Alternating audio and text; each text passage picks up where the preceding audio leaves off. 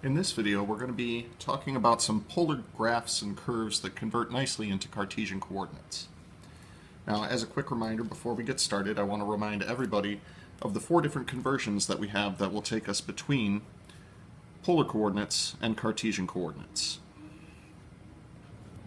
So first one is that x is equal to r times the cosine of theta. Second one is that y is equal to r times the sine of theta. Third one is that r squared is equal to x squared plus y squared. And the fourth one is that the tangent of theta is equal to y over x. In the upcoming examples, we're going to be making use of all 4 of these. So, polar curves that convert nicely into Cartesian coordinates. The first one, unrelated to the 1 through 4 here, is r equals a, which is a constant. A is constant. There we go. Now, you'll notice that this one does have an r, and it has no thetas in it. So I'm going to try to avoid using any of these that actually contain a theta. Well, the only one that we have that doesn't contain a theta would be this one right here. R squared is equal to x squared plus y squared. So what I'm going to do is square both sides of the equation. We'll get r squared is equal to a squared. Therefore, converting the r squared, we're going to get x squared plus y squared is equal to a squared, which we know in Cartesian coordinates is a circle, center at the origin, or in polar coordinates, what we would refer to as the pole, with a radius equal to a. Can't draw a freehand, decent looking circle, but I'll work on it. So radius is going to be a,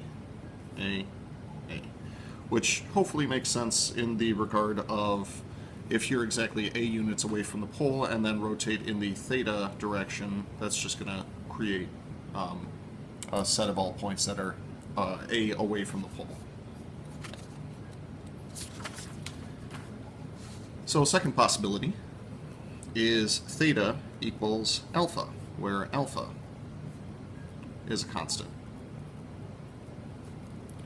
Now this one does contain a theta, but it does not contain an r. So I want to use the conversion that involves a theta, but not an r. That's going to be this guy right here. So what I'm going to do is take the tangent of both sides of this equation. Algebra lets us know that as long as you do anything to both sides of an equation, you can do pretty much whatever the heck you want.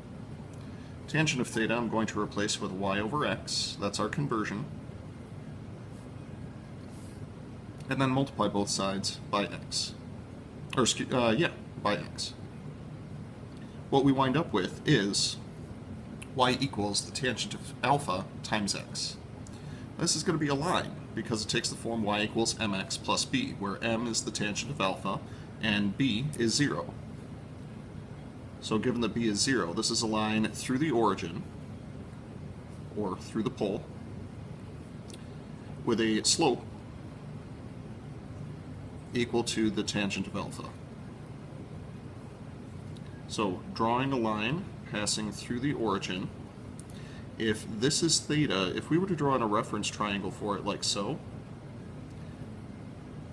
then this technically would be a change in y, and this technically would be a change in x. Therefore, the tangent of alpha would be equal to the opposite side over the adjacent side, which you'll notice that's exactly what we had for the slope of the line.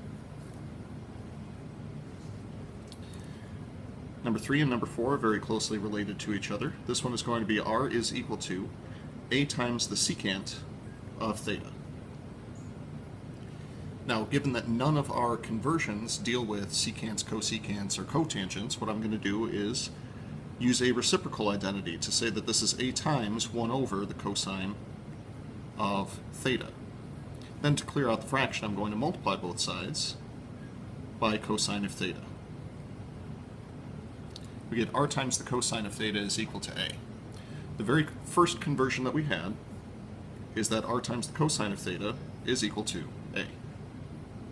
Or excuse me, r times the cosine of theta is equal to x, which is equal to a. That is a vertical line. And it'll take on the following form. Here's x equals a. So what this means is that for various values of theta, multiplying the secant of theta by whatever r is going to give us all of these points on this vertical line. Related, if we do a times the cosecant of theta and run through the same sort of process, that'll be a times 1 over the sine of theta, which is equivalent to r times the sine of theta is equal to a. Well, r times the sine of theta, we have a conversion for that, and that'll be y equals a. This would be a horizontal line.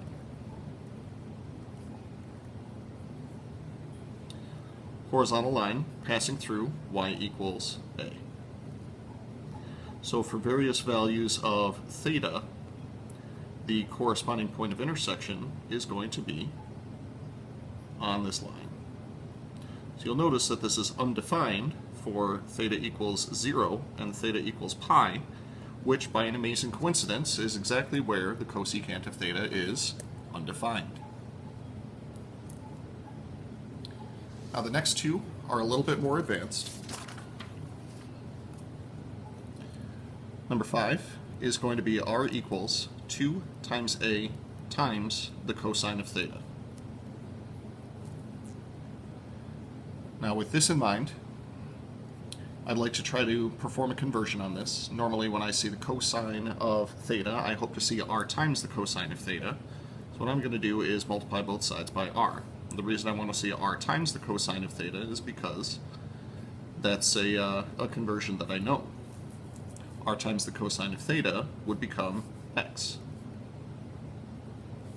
R squared, on the other hand, would become x squared plus y squared.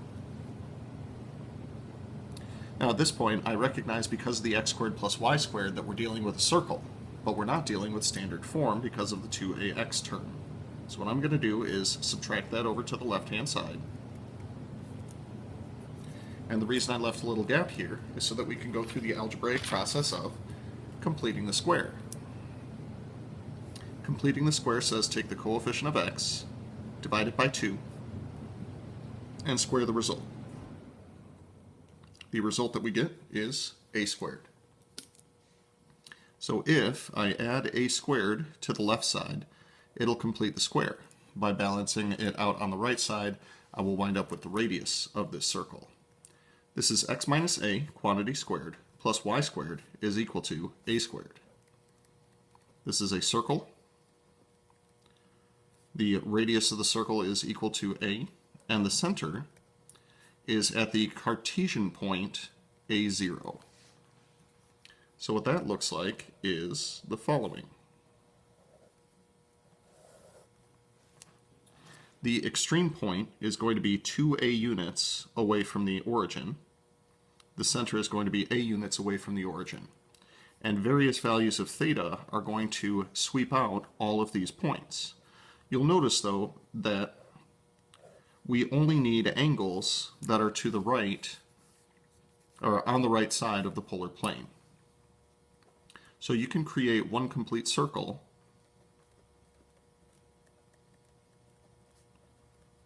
with theta being on just the right-hand side. So interpreting this angle as negative pi over 2, this is 0, and this is pi over 2, we can sweep out the entirety of the circle using just negative pi over 2 to positive pi over 2. Pretty neat. There is one last one, but I'm not going to convert this one. I am going to recommend that you try this one out for yourself. You'll get a very similar result as to what we did for 5, but instead of the extreme point being to the right side, you'll see that the extreme point is on the top side. Try it out. Might be a good test problem.